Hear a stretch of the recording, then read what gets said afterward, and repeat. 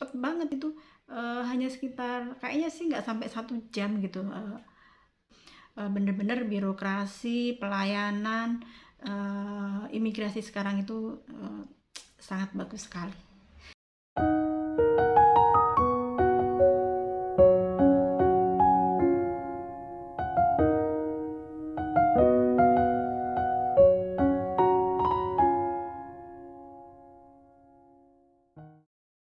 Hari ini tuh aku sedang temani suami untuk perpanjang paspor di kantor imigrasi Tangerang Selatan. Pelayanannya di sini sangat memuaskan, para petugasnya sangat ramah dan juga birokrasinya tidak berbelit-belit dan nggak sampai 1 jam, semua sudah selesai. Di ruang tunggu juga disediakan snack gratis dan untuk ibu-ibu yang membawa anaknya yang masih balita juga disediakan playground di ruang tunggu sehingga ketika ibu-ibunya sedang urus paspor, anak-anaknya bisa main di playground. Menurut aku tempatnya sangat nyaman karena ruang tunggunya luas dan juga antrian tidak begitu banyak. Ruang tunggu juga didesain sedemikian rupa sehingga terkesan ruang tunggunya itu sangat homey banget. Selesai urusan di kantor imigrasi, aku langsung pulang dan ini karena letaknya di WTC Matahari Serpong, jadi karena juga masih pagi, ini mereka pada bersiap-siap untuk mau buka.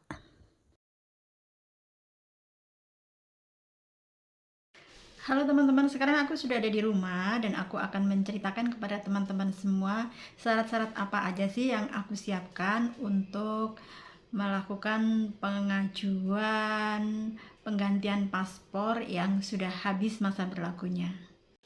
Jadi yang pertama aku lakukan adalah aku terlebih dahulu download aplikasi M-Paspor yang ada di Play Store. Karena apa? Karena semua pengajuan pembuatan paspor di kantor imigrasi, maksud aku pendaftaran di kantor imigrasi itu semua dilakukan secara online.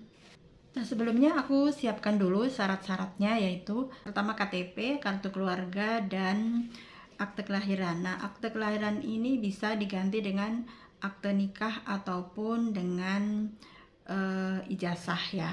Dan itu difoto aja di smartphone karena nanti data-data itu kita upload pada saat nanti pendaftaran. Jangan lupa dibawa juga surat-surat aslinya karena nanti juga akan dilihat sama petugasnya ya. Dan untuk penggantian paspor jangan lupa juga paspor yang lama yang sudah habis masa berlakunya itu dibawa juga. Nah, setelah kita tadi kan sudah download M-Paspor ya, kita buat akun. Biasa kita nanti ikutin aja step-stepnya, masukkan nama, nik, alamat, seperti itu. Nah, setelah kita itu buat akun, nanti kita baru masukkan pengajuan pembuatan paspor ya. Kalau baru ya kita pilih baru. Kan karena saya sudah punya, maksud saya suami saya sudah punya dan sudah habis masa berlakunya, jadi di situ ada pertanyaan sudah pernah punya paspor, ya dijawab sudah punya tapi habis masa berlakunya. Nanti akan muncul di situ, jadi kita akan mengajukan penggantian paspor. Ya udah, setelah itu ada data-data yang harus kita upload, seperti yang pertama itu upload KTP, kartu keluarga, terus tadi akte lahir. Setelah itu akan ada pertanyaan kita domisili di mana, kita masukkan. Nah, nanti setelah kita masukkan domisilinya di mana itu nanti akan tertera di situ kantor imigrasi yang terdekat dengan lokasi kita dan kita bisa pilih mana yang kantor imigrasi mana yang kita pilih. Setelah kita pilih kantor imigrasinya, kemudian kita pilih tanggal pengajuan dan di situ akan tertera tanggal-tanggalnya berikut kuotanya ya. Jadi kalau misalnya ada tanggal yang kuotanya sudah habis, di atas tanggal itu akan tertulis angka 0.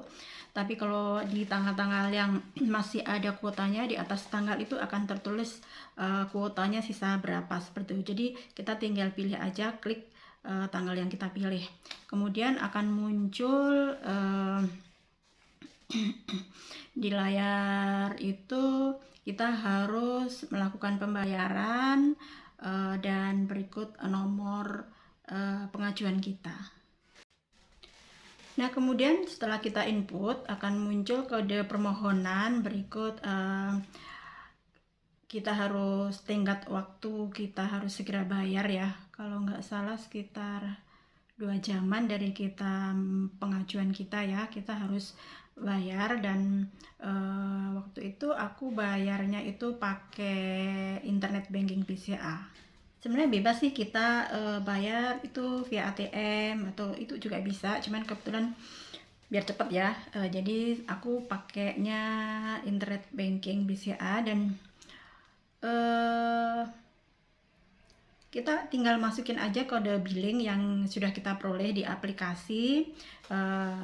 Kita masuk di pembayaran, pilih pajak, terus pilih penerimaan negara, masukkan kode billingnya, udah nanti ya kita enter atau kita terus lanjutkan, itu nanti akan muncul sendiri nama kita dan juga berikut berapa yang kita bayar. Nah, untuk biayanya sendiri, kalau untuk paspor yang biasa itu 350, sama ya, baru atau penggantian sama 350, sedangkan e-paspor itu adalah 750.000.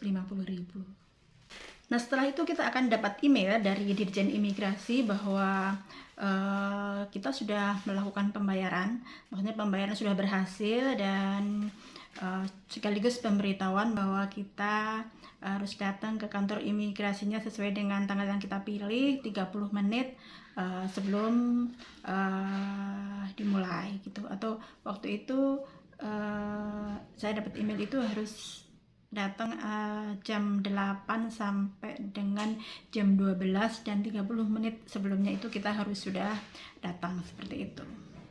Nah, pada saat kita sudah bayar dan kita lihat di aplikasi mungkin masih ada keterangannya masih menunggu pembayaran, itu nggak apa-apa. Nanti kita tunggu aja beberapa jam kemudian, itu nanti akan otomatis sendiri keterangannya akan sudah terbayar.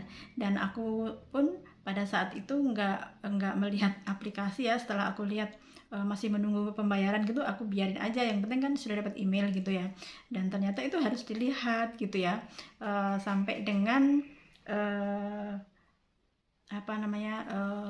keterangannya itu sudah berganti dengan sudah terbayar gitu.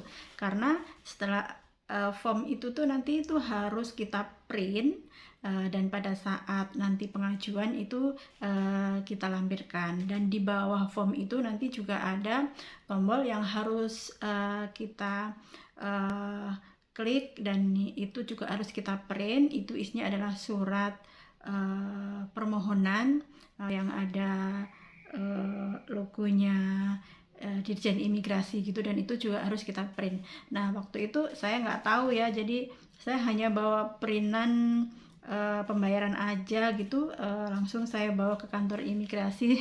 Jadinya nggak lengkap, dan saya harus balik lagi, pulang lagi untuk print gitu. Nah, untungnya sih rumah aku tuh deket ya dengan kantor imigrasi, itu sekitar 10 menit, jadi nggak apa-apa sih bolak-balik gitu. Dan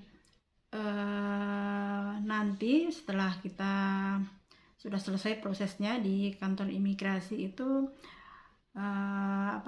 pengambilan paspornya jadi itu setelah 4 hari. Dan seperti video saya di depan, di kantor imigrasi itu sekarang memang sudah bagus sekali ya. Jadi di kantor imigrasi di WTC Serpong itu sangat bagus sekali. Di Serpong sendiri sebenarnya ada 2 ya, tapi saya lihat review di Google itu yang paling bagus itu adalah di WTC Matahari. Dan memang benar-benar suasananya, segalanya yang di dalamnya itu benar-benar seperti bukan kantor zaman dulu gitu ya. Jadi sangat-sangat homey gitu, banyak ornamen-ornamen, jadi sangat-sangat nyaman begitu. Dan prosesnya itu kalau dulu kan lama ya, meskipun terakhir kali saya perpanjangan paspor itu belum pindah, kantornya belum pindah di WTC Matahari, tapi masih di Ruko di daerah BSD juga.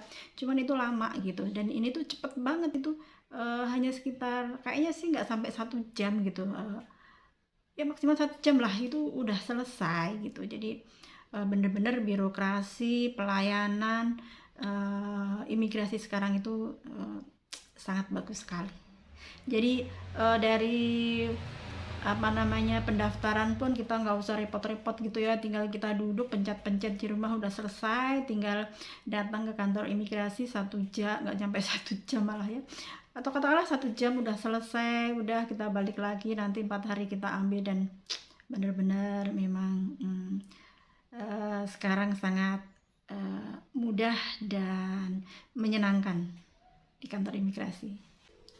Oh ya, ini sekedar tambahan ya teman-teman, kalau misalnya ada teman-teman yang namanya itu hanya 1 kata gitu dan ingin menambah 2 atau 3 kata, itu peraturannya bahwa kita misalnya sedang mau pergi kemana gitu, harus melampirkan surat dari travel. Dan kalau misalnya buat umroh contohnya itu ya, kita juga harus melampirkan juga surat keterangan dari Depak. Nah, tapi itu hanya untuk yang surat dari Depak itu hanya untuk yang usianya itu di bawah 50 tahun. Kalau di atas 50 tahun itu hanya cukup dari travel saja, jadi nggak perlu ngurus ke Depak. Dan jangan lupa juga siapkan materai, karena untuk penggantian nama itu nanti kita harus isi surat pernyataan di atas materai. Oke, sampai di sini dulu video aku. Terima kasih sudah menonton. Semoga bermanfaat dan sampai jumpa di video aku berikutnya. Bye bye.